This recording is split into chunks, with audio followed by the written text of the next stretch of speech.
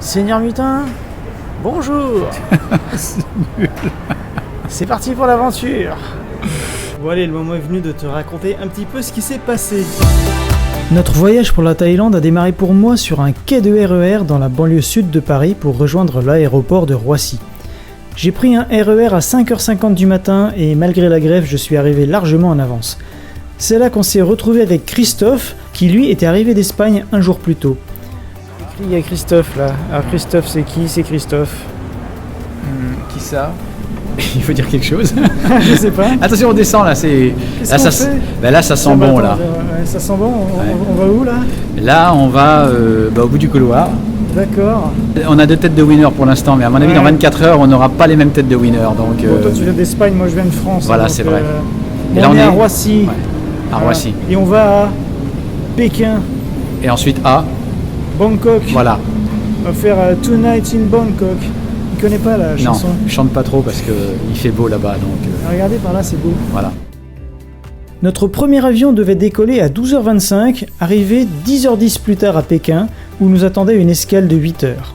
On a passé le temps entre déambulation, petit déjeuner, observation des fabuleux programmes télédiffusés dans cet aéroport chinois gigantesque.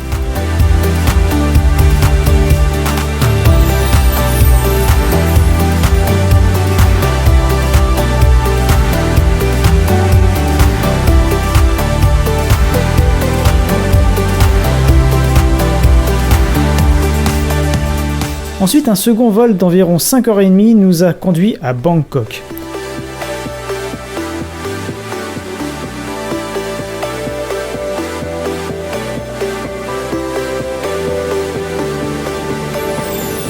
On passe sur les histoires de contrôle de douane toujours un peu stressant, récupération de nos bagages et direction point de rendez-vous des taxis au pas de course, car on était un peu en retard, Christophe m'ayant fait la surprise d'en réserver un à l'avance par le biais du service de réservation de l'hôtel de Bangkok où on devait aller passer 2 nuits.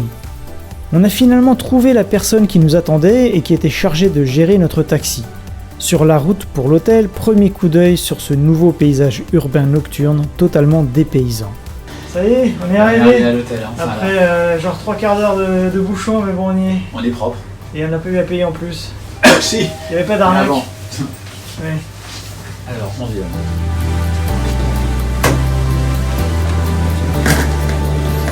À l'hôtel, on s'est installé dans notre chambre au 28e étage, avec vue sur Bangkok. Sans commentaire. Un peu sonné par le voyage, on a fait appel au room service, club sandwich d'un côté, curry vert de l'autre. Et on n'a pas tardé ensuite à s'endormir.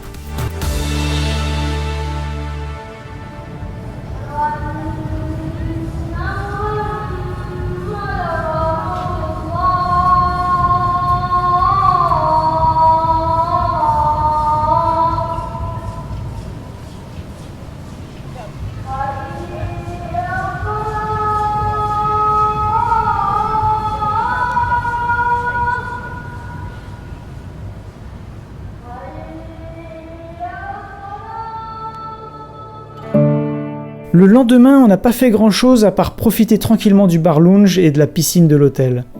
On est parti pour un voyage de 3 mois, alors on n'est pas du tout dans l'optique d'exploiter chaque instant pour visiter un maximum d'endroits. Il ne faut pas oublier que Christophe et moi allons aussi travailler. Ce ne sont pas des vacances, mais plutôt une délocalisation provisoire de nos vies pour passer l'hiver au chaud et découvrir en même temps de nouveaux horizons.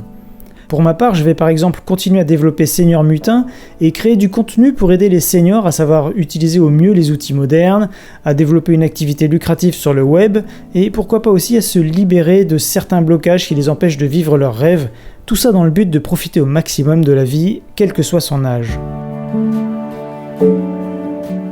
Pour en revenir à notre voyage, le lendemain, départ pour Hua Hin. Là encore, une galère parce que le taxi qu'on avait réservé n'est pas arrivé à l'heure prévue. On a commencé à attendre longtemps, très longtemps devant l'entrée de l'hôtel, sous la chaleur torride de Bangkok. La réservation de notre taxi a été calée à la date du lendemain. Probablement à cause de la fatigue du voyage. Heureusement, un employé de l'hôtel nous a aidés et a finalement géré la réservation d'un nouveau taxi au même tarif avantageux que celui qu'on avait trouvé la veille, moyennant bien sûr une commission pour lui. On a donc enfin pu quitter la ville et partir pour notre nouvelle destination en bord de mer à environ 200 km au sud, Ua Inn, où un petit appartement loué à un certain Jean-Pierre nous attendait.